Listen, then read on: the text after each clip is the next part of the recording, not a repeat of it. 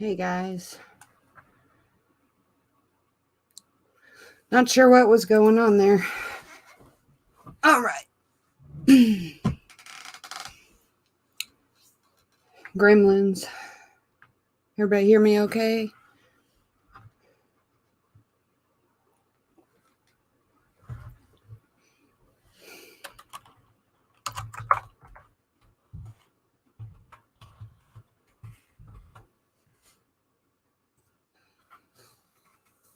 Okay.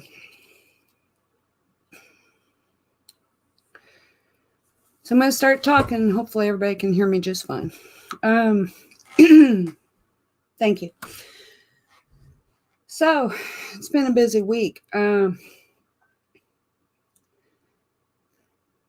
We have a huge gathering in the woods, and Anku kind of presented himself this morning and felt like he wanted to have the opportunity to explain a little bit about what's going on. And he's kind of getting into an energy of history with some of this. So we're going to give him, and hi everybody, we're going to give him the opportunity to just speak. And then if we have time, we'll go through a little Q&A. But I feel like it's only right to give him a chance to just communicate what he would like to communicate about this after everything he's done for us.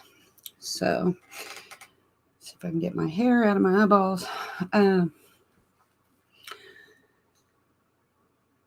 Give me just 1 second. I got my adrenaline going with the video issue. So I'm just kind of focusing for a minute. And I'm not going to be reading the chat for a minute. I'm just locking in.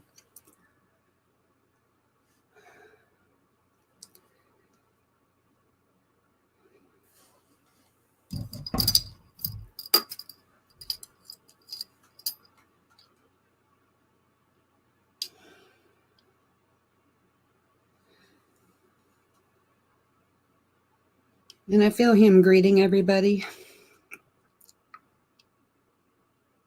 And I sense he's aware of some of the challenges we've all had with our weather and with things in general just recently. And I'm picking up on a certain amount of gratitude for taking the time to be here.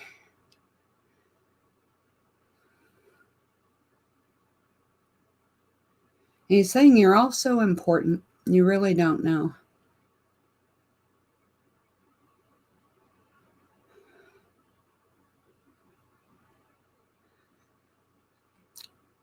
The gathering feels like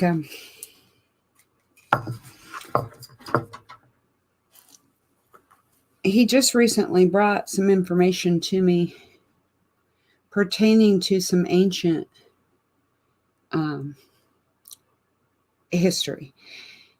And this goes back into Babylonian days. This goes back into Sumerian energies. And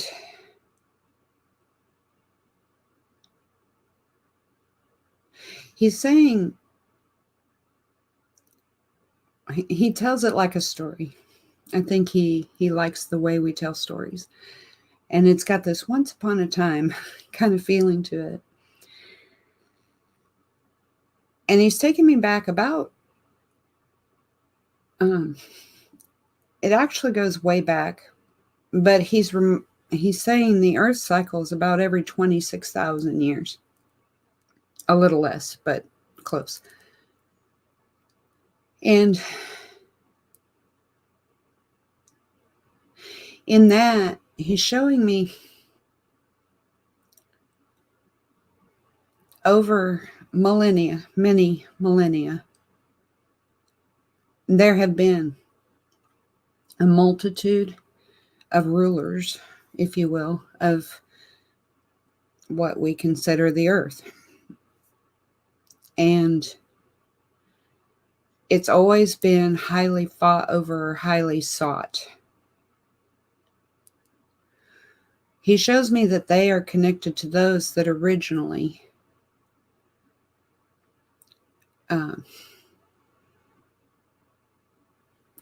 one second, I'm looking for the right interpretation, the word to go with what I'm feeling. Excuse me.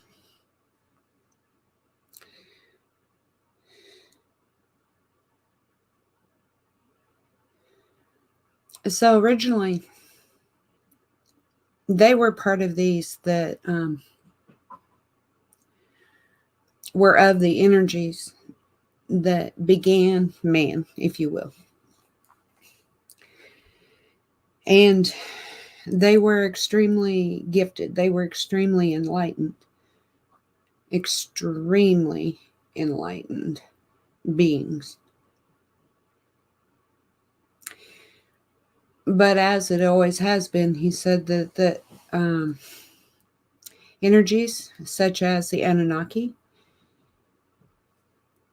hit the earth plane, so to speak, came to the earth. And I'm almost sensing a collision of energies. So I don't know exactly how they arrived, but it doesn't really feel settled. It doesn't feel welcome. And soon, he said that the biggest goal was to enslave them, to make them controllable. And in that, they began discovering they weren't so controllable. So even then, he said there were light energies working for the planet. And he shows me a great divide, like there were a strong set for the earth and a strong set against humans, if you will, or human beings. And it feels as though he's saying that the earth is one of few places, and he's shown me this a little bit before, but not in great detail, that is actually what we would consider the free will zone. But it has to do with consciousness, and it has to do with the representation of consciousness on this planet. And that a multitude of different types of life are representative here from, if you will, everywhere. So it has been a great endeavor to control the earth, because by controlling the earth, they also control all of these external, or what we would perceive as external energies that are a part of the earth also. So it's not just about controlling man. It feels like it's about controlling, or having a way to control, a variety of species or forms of consciousness. So there have been a lot of conflicts, to put it mildly. And many of these are very cosmic. There's a lot that goes on that we have never seen. And he's saying that really, if we had an idea about how we are fought for, we would truly understand how valuable we are. And he's saying he's saying the next step. And it feels like man is very key to that next step of evolution. And it gives me the sense that that our evolution is very key to the evolution of everything outward.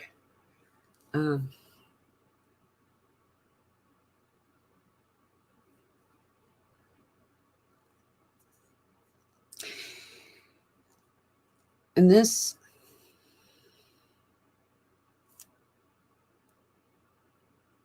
is kind of touching my heart for a minute. He's saying,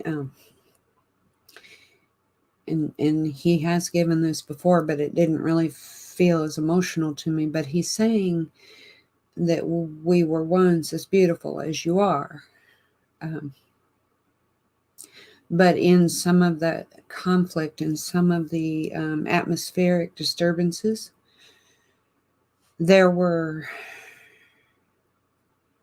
elements, there were things, and I'm picking up on meteor, but it also feels like high levels of radiation. And it had something to do with this interference in the atmosphere, that what he shows me is the sun, and that there are normal levels of radiation that we always have, but this almost feels like a hole or a break that made the earth more susceptible to high levels of radiation.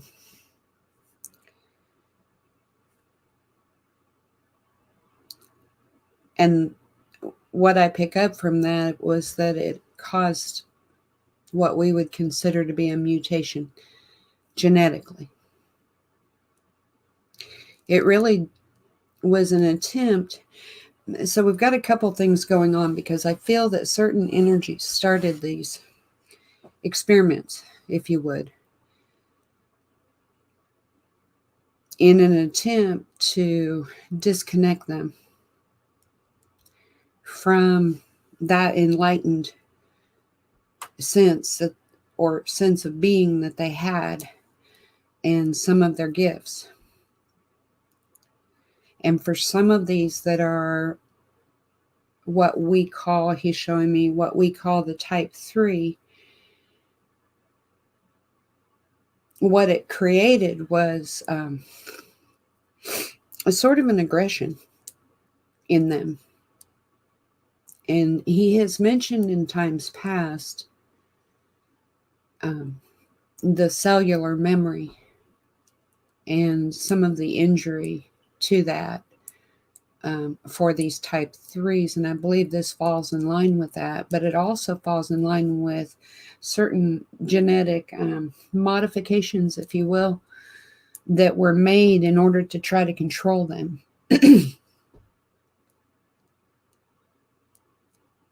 Really makes my heart sad feeling this. He says, keep going, so I'm going to keep going. And so in that, and this is something he actually brought up a couple months ago, beginning of December, and I paused or hesitated to present it, and I'll tell you why. Because I have a challenge with anything that feels at all predicative, or anything that would create the potential of fear or more restriction.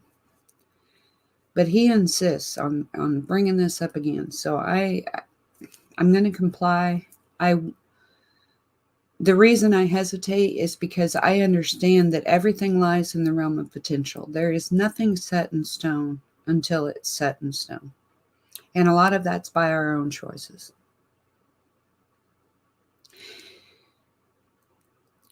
But with that, he's showing me that back when this radiation, when these disturbances were going on, that, and he brings up the term iron oxide. And we know that our common word for our iron oxide is rust.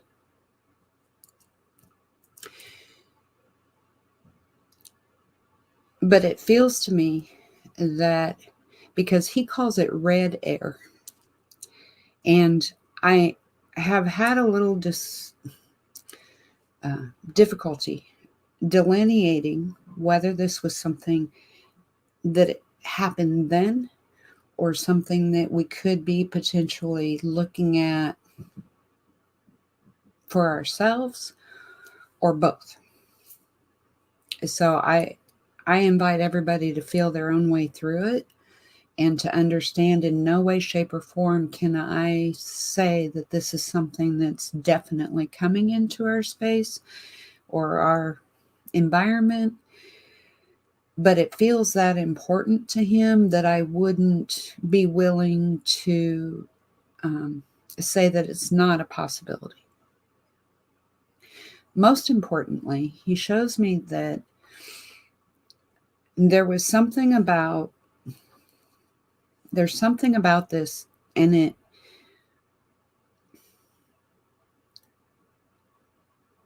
it feels like it could be related to some of the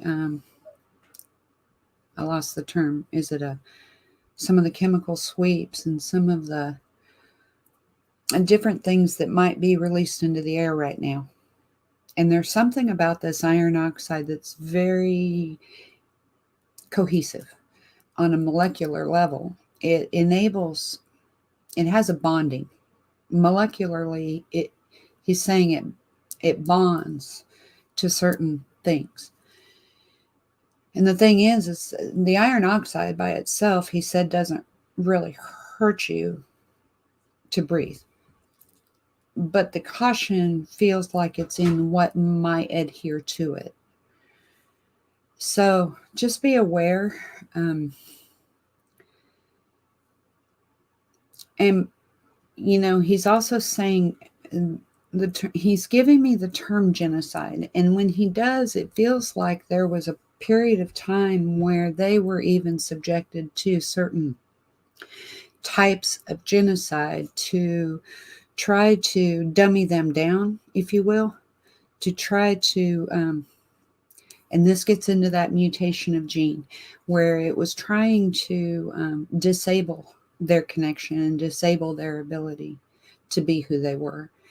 So I do feel that at the very least, he's cautioning us to pay attention to anything that might be an attempt to create that same type of disconnect or our same ability to be who we are and to ascend naturally, evolve naturally. He feels very concerned about this. And he just says, you've come so far. You've come so far. And I just feel him shaking his head like, the last thing that they would see is for us to devolve and have to go through this whole process again. And that his people have been through it and they know potentially what's at risk. And there's great love for humanity.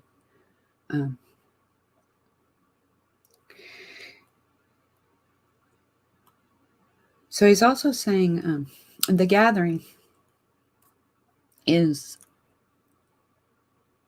he says it's an attempt to secure light, and it feels like it's almost,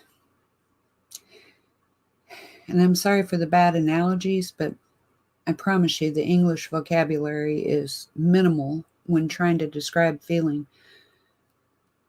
But it feels almost like a force field of energy to combat the things that would be trying to destroy our connection or destroy our ability to connect. He said it's really up to each of you to make that connection. All we can do is secure the bands. He says the bands of energy in order for you to do that. Let's see.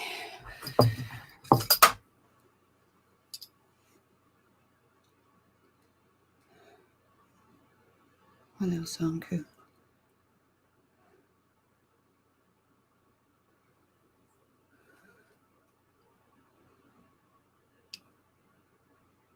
He said there's always been, again, there have always been energies that have been available to us as a means of, call it protection. So when we've called these people guardians, I feel that those that have contributed in this gathering also are very guardian in their energy, and that it's been, it just feels like a wholehearted desire to contribute what they can. And it feels like it goes way beyond us. We would be egocentric to believe that their attempts or efforts are just about us as people. But there's just that much concern for us. And many of these, and he's mentioning the ancient ones, and I feel him saying or implying that there's still energies, ancient energies, that are very much still active, if you will, in trying to secure our evolution. And he said time and time again, there are those who have done everything in their power to disable man, to destroy man, if they could. But these energies are very much fighting for us, and often in spaces and places, if you will, that we just physically can't see. He said, if you really knew,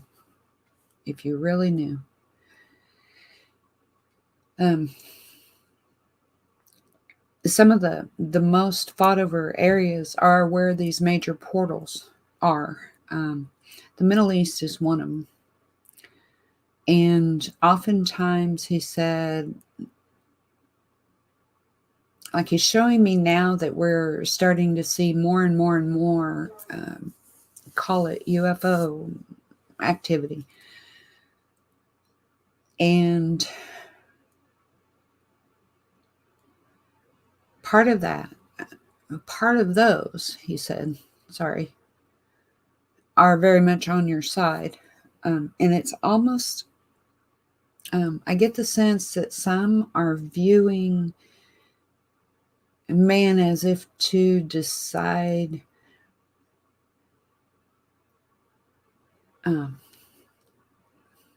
he's saying it's almost this sense of picking sides, and it feels that some have like wanted to view to see if they fought with, as if it's the energy I'm picking up on, sorry to stammer, is that it's almost a sense of recruiting. And it's the sensation of these energies coming to see if they get involved directly, what they're fighting for, and if they should choose to do that. Kind of an interesting thought that he's planning there, but I feel that a lot of the energies that are what we call the dark t-shirts are also causing harm to other species or other places, realms.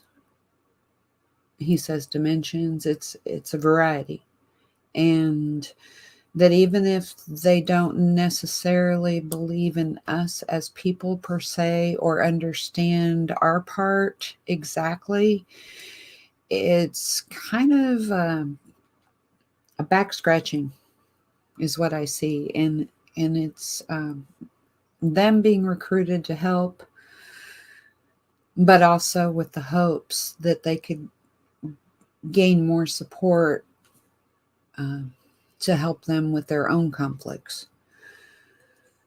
So a lot going on out there that we're not aware of, guys. And I think it's really time for us to kind of get out of our pea brains and think that we are all that is, or that we are the biggest part of all that is, because we really aren't at all. But he said, man bears, he calls it the seed of God, the seed of creation. Man bears that light, and it makes us unique. And in that, it's a very difficult thing to control. And he's just warning against anything that could potentially threaten our genetics or threaten our thinkability or our connectivity.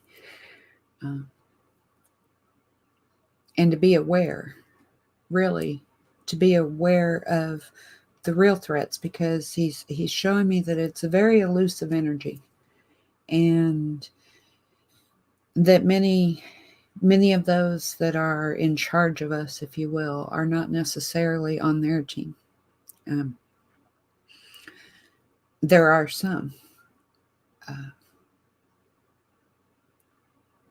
but it feels as if they might be a little outnumbered, which is where these guys come in to try to give that backdoor assistance. So that's all on that for a minute, unless he pipes back up. Let's see what's going on here. Get my eyeballs on.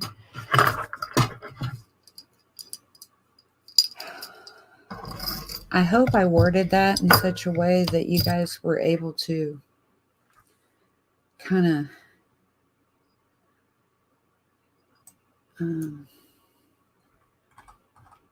we got a lot of chat here, so if you can keep from typing for 1 second.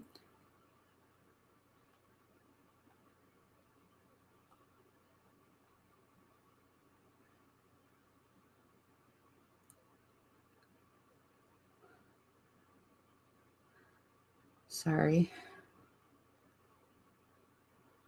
Yeah, please do like the video if you do like it.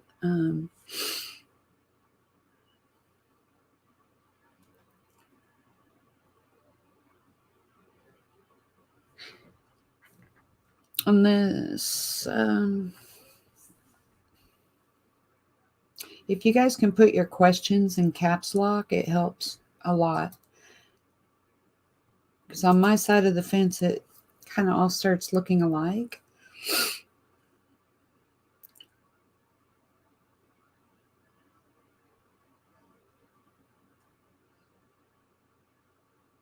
You know, Rigo, that's possible. When you were saying their planet was made of iron oxide. So it could be that he's kind of confirming Nibiru. It could be that in that coming so close to the earth, because he's showing me this cycle again. And the other thing that he's bringing up right now that I find interesting is he's saying that we're cycling back in that 26,000 year cycle, that it's very relevant to now because we're cycling. Hang on just a minute.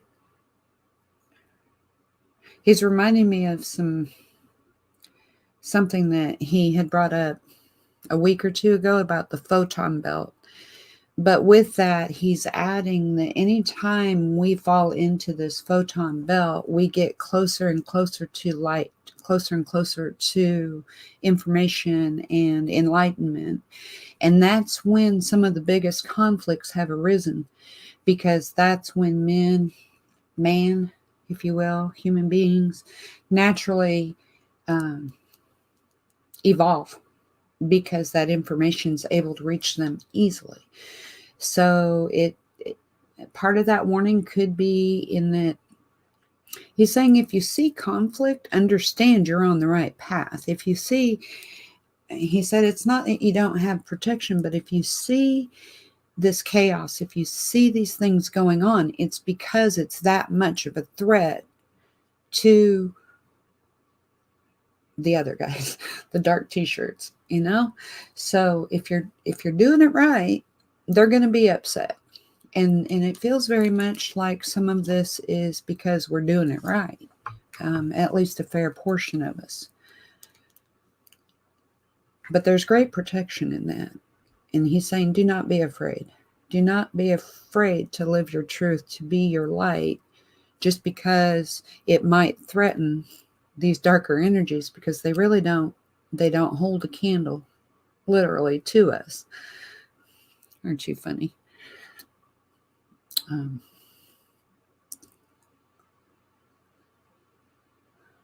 Was it man or others that caused the mutation? So I am down here at the 8:29 mark, so I'm a few minutes behind where you guys are. If you commented before that in caps, just re-comment. So Anku, was it man or others that caused the mutation? It was others. He said others. There have been a multitude of energies that have at various times controlled the earth and portrayed themselves as God, if you will. And because of their abilities, because of their,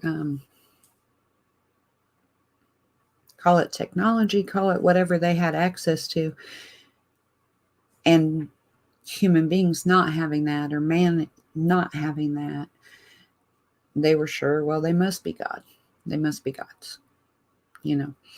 And even the Titans and some of these energies were legitimate. And some of them, he said, reside in a space. He calls it a space between. So it feels that it's almost more cosmically oriented, that on an energetic level, they are just massive and huge energies. And he's reminding me of King Solomon, in that he very much understood these energies that resided in between, and his desire was to control them. But the ones that are from, like the Anunnaki, for example, were from a very specific place versus ether or ether, depending on how you pronounce that. So we have a multitude of energies involved in this. Some are actual species, whereas others feel much more like energies that don't have a physical body that we could see the same way, because they resonate at such a high vibration that they're virtually invisible. Now, the Anunnaki were different. Many of the energies that have been here were very much able to have a physical presence. But it was a great misuse of power. A great misuse of power. He's saying there are some, and he says now he calls it Anunnaki, and maybe that's plural. And I'm not well versed in some of this, so please forgive me, but he's saying there are some that have, he said, realigned themselves. So maybe less power oriented and trying to work with the will of the universe or toward evolution instead now. But it was very power driven back then. And there was almost, it feels like almost humorous to them that they could control man like an animal.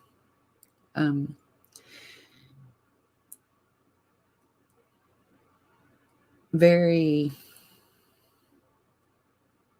yeah, they just really wanted man to be subservient.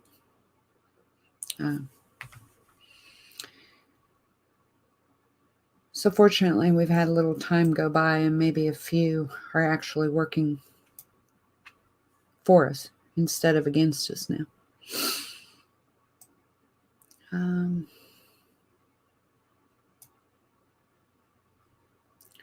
And Jeremy, that's a good point. He's saying we're being subjected to genocide now between vaccine, the fluoride, mercury, etc., etc. There are a multitude of things in our space that we have to be aware of. But I really feel him saying, feel it. Feel it. You know,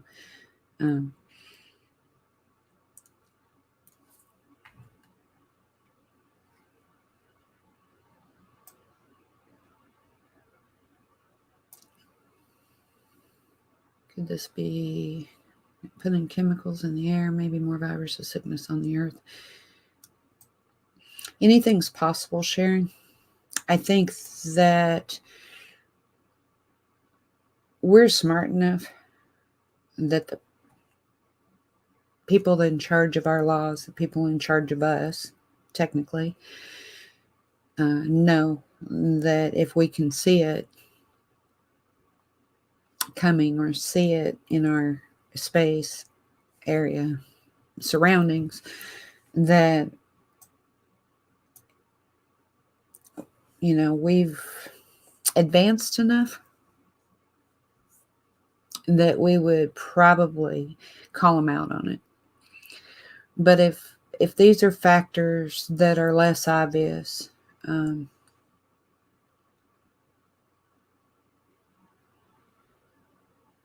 those are likely the types of things that they would be using, and he's saying that sound warfare is a real thing.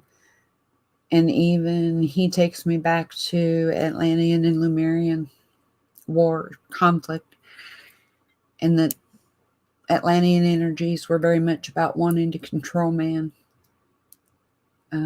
This is where a lot of the air quote gods, angels, mixed with man and wanted to own man in a totally different way.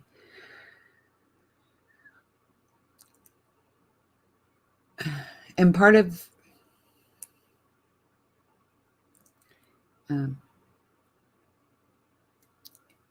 I just sense that Lemurians were the opposite. They wanted man to evolve naturally. They wanted man to be who they were created to be.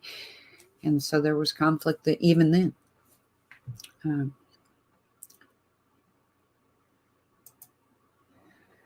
Thank you, Cheryl.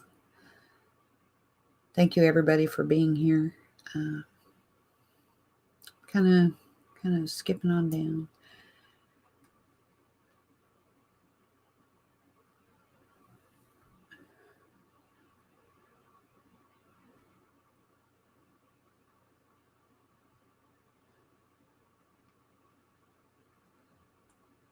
You guys have a lot of questions and still kind of in that other space. So there's going to be a lot of these that I don't get answered, and I'm going to apologize in advance.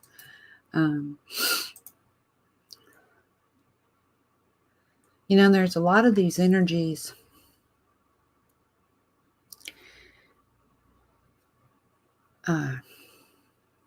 There's even debate about Abraham and Sarah being Sumerian, Noah being potentially Anunnaki because of his appearance being so drastically different when he was born. I wouldn't be able to tell you one way or another, but it seems to me that certain players have been in place for centuries, and that oftentimes a lot of the text that we've been given access to is trying to tell us, it gives us a sense of history. But if you look at it, some of it actually speaks of things that we're dealing with even today. And Anku says, if all time is now, how do you know that what you perceive as being the past isn't actually the future? How do you know, how do you draw that line if time isn't linear? And as everything cycles, just to kind of use the resources that we have to understand cycles of time.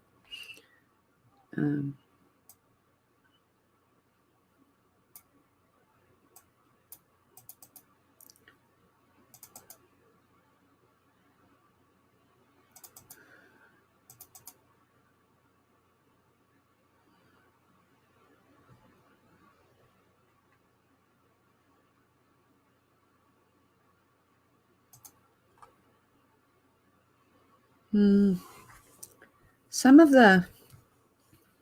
he's saying, most of the stories that we've had about the giants have been that they were all bad.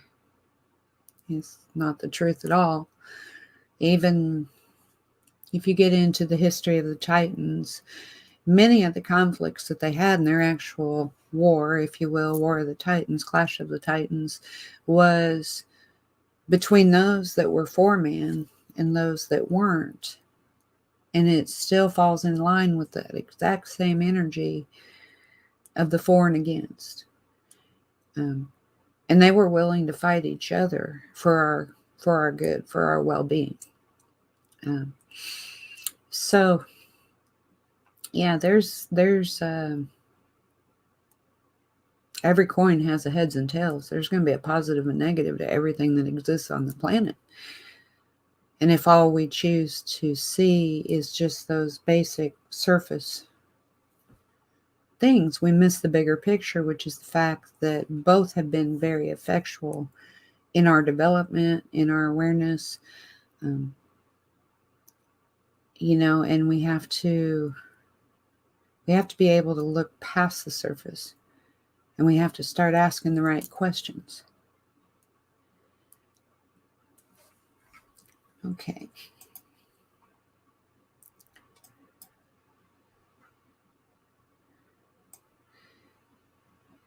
And something else that was brought into my space as early as today was ancient texts that supported the Tower of Babel, and that there were considered to be 300, which I thought was an interesting number of all things, energies that were basically in charge of these levels, or these call them access points, but it was basically to keep the gate,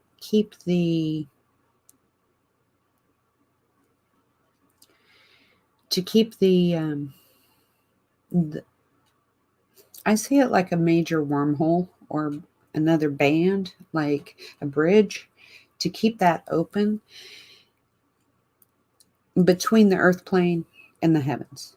The misrepresentation was that the king thought he could build a tower to do this, but really what I believe was being shown to him was that there was a need to keep this access open.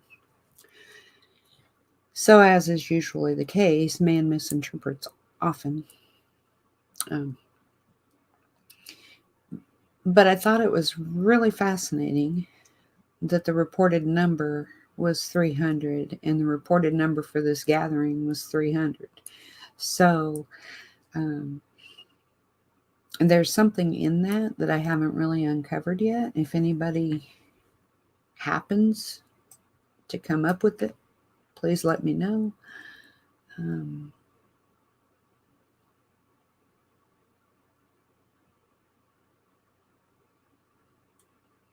definitely a lot in the Sumerian texts with the Anunnaki, and I've often thought it was interesting with Enkidu being created to take down Gilgamesh and so on. And his appearance was very similar, if you will, to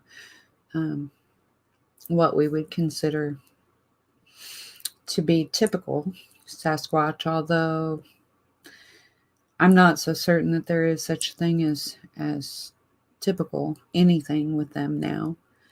And the more I see and experience them, the more human I see them, and the more their features become human. And maybe in our acceptance, maybe in our understanding, maybe there's a level of healing in that for the people, in enabling them through their efforts to help us to come back to their own knowing, their own sense of being that was mutated, changed, and they are definitely so much more than we've even discovered.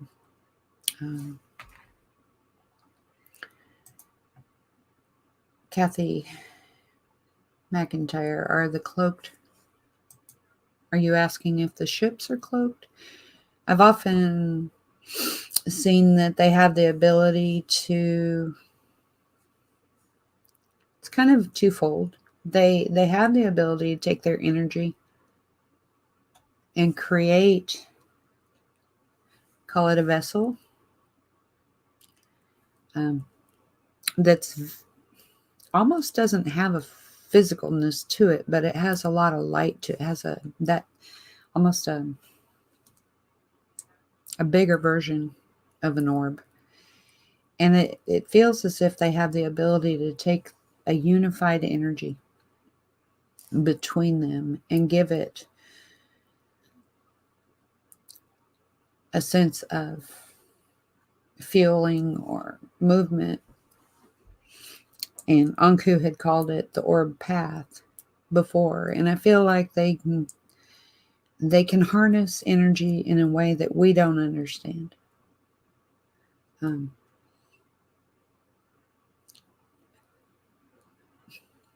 I do believe that they also, if they have a vehicle of sorts, that it has the same ability to cloak or, air quote, be invisible.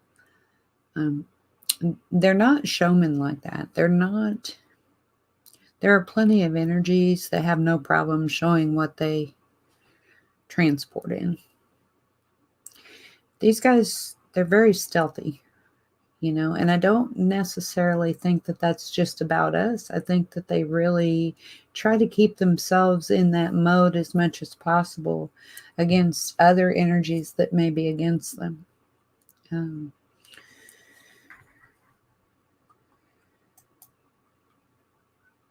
Seeing what else we got.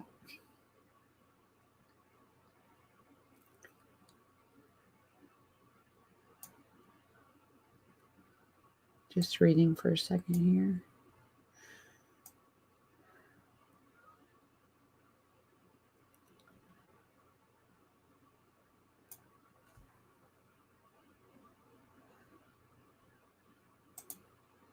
Bonnie, you're right. 3 is a very important number to them, and even representative with the triangle, the grand trine of energies, which, they're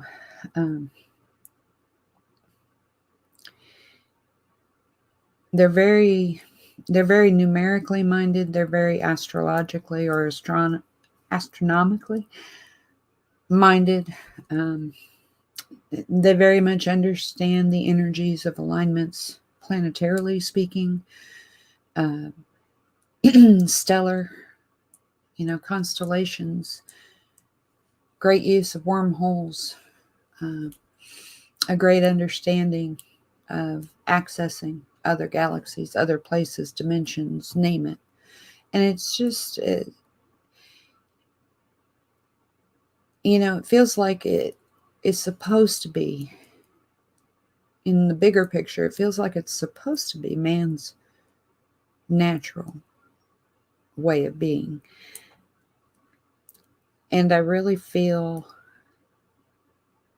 that it's going to take a while for us to get back to it. But I really feel like a lot of these energies, particularly, are truly working to get us back to it and to, re-empower ourselves. And part of the reason, a lot of people have asked me, how do I know that Anku is one of the good guys? Well, I haven't seen too many bad guys that promote light and love and truth and self-empowerment. And he has I was always taught that the whole point and purpose to having power is to empower other people. And it very much feels like a great part of their core to teach that to others. And I think our greatest sense of community with these people is through those greater understandings. The physical hanging out thing, it'd be nice.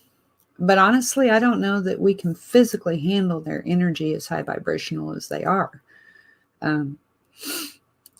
So that doesn't mean the day's not coming. But if they're resonating at a certain vibration, it could physically have an impact that we truly don't understand on just our energetic field, and it wouldn't necessarily be intentional. But the higher vibrational something is, the more caution we have to use until our vibrations match. Let's see.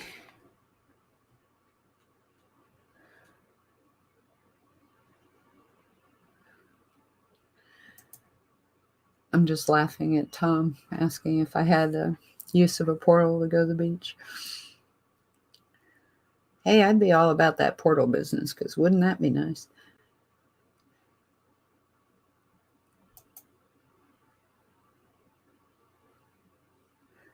I hope I'm saying this right. Anya, does it require a lot of concentration to focus? And I don't know if you're asking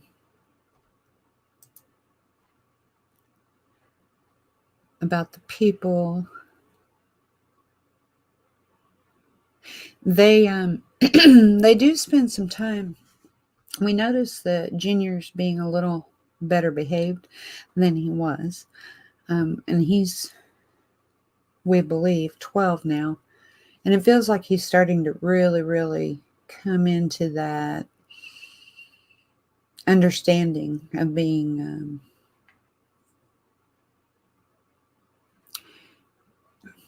do I say young man? That he's starting to really pay attention to the older ones around him. And, they learn to cloak from the time they're babies. Mama had the babies close one day, and insignificant as it really was in the bigger picture, maybe, I couldn't see them by way of real physical presence, more shadow. But I think it was Quinn that kept moving the branch. And it feels like it's not a difficult thing for them to cloak at all. Or if they have to teach it to the young ones, to teach that. But it does feel like it takes a little more work to get the little ones to sit still, which I thought was kind of interesting. Let's see if I can get that moved. Give me 1 second here.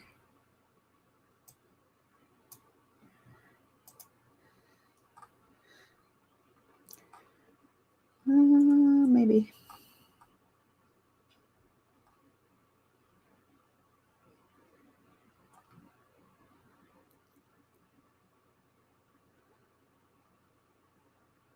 I was going to take that off the screen, and now I've lost it. So they can use our dream state.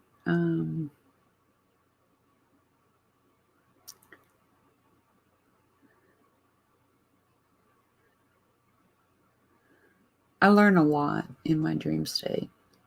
And sometimes I go on some really crazy journeys. Good stuff, but it is easier to meet them very often in dream time.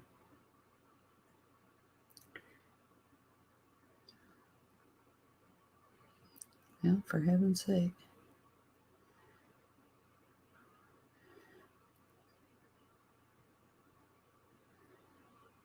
There we go. Phew.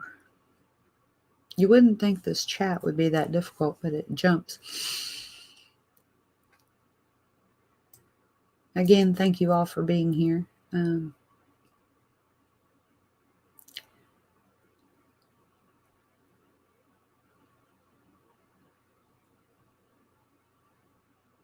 I'm not going to try to make this too long tonight.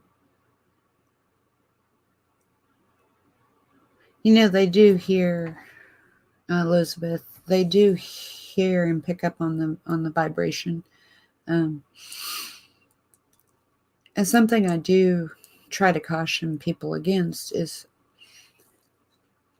you know, or even Anku has kind of said to make sure that your connection with source is strong, because it enables them to work with you more easily. What you don't want is to ever have anything interfering with that connection, and this is no different than what we're talking about with the potential of interference biologically with that connection. There's it's easy for us to get, you know, the people have said, Anku has said they don't want to be worshipped. They are not. I mean, and he's really adamant about this, and I really think this gets into their history with things like the Anunnaki. They are not here to be worshipped. They are not here. They are here to teach. They are here to heal. They are here to help. And they certainly don't mind if we feel that we can reach out to them in the energy of that. But he's really, really, I see his big old hands up saying, please don't put us in that position, because that would defeat the purpose of you re-empowering yourself, or trying to get you to re-empower yourself, if you're always keeping something in control of you or your energy or your well-being, even mentally. So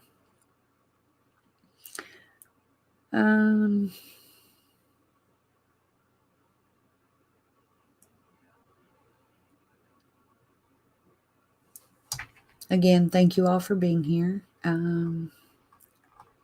I'll get back into the description box and get my email put in there. If anybody is interested in sessions, reach out to me. We'll get it set up.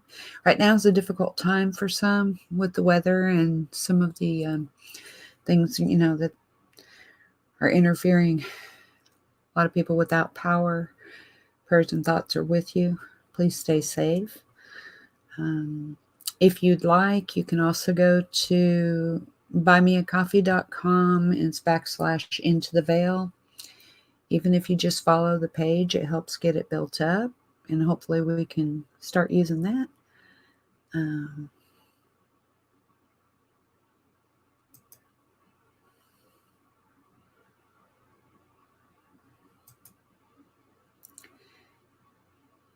reading Jeremy talking about 5G.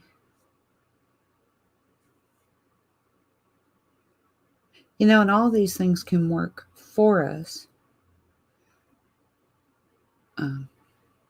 Or depending on where we at, just remember like attracts like. So energetically speaking, the higher vibrational you are, the higher vibrational the energies are that will naturally be around you. If we struggle with more emotional matters or the things that would inhibit us, that gives opportunity for those more malevolent or difficult energies to surround us. So just try to keep it as high as you can. And if you have a specific block, a lot of what I work through are the things that do block us and do inhibit us. And some of it is, where it sources from. And it seems to work well. Once that is revealed, it naturally gives light to it, and light dissolves darkness. I've often said that if you even light a match in a dark room, it's dispelling darkness. So it doesn't take a lot to open that up. We do have sand in the driveway. Okay.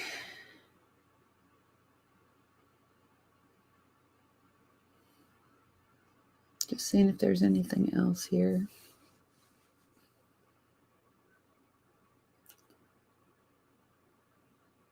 Okay. So we're going to close this up and hopefully be able to do it again soon. We're going to give the energy some time to do what they need to do. Majority of it feels like it was the last number of days, but I do feel that there are little loose ends or maybe lingering energies. So when we get another thumbs up, we'll be back out there as soon as possible. And hopefully we'll be able to validate what some of this is doing. And if nothing else, maybe it will enable us as light bearers to feel more grounded or feel more planted in what's going on. Because I think everybody's been really struggling with, with this kind of whirlwind energy last few months. So hopefully this will give us a greater sense of being or balance as all of these things are going on around us. Just stay focused on being center. Let the chaos swirl around you. You don't have to be a part of it. Love you all, and I hope you have a great night. Stay safe with the weather coming. Be smart. And I'll see you on the next one.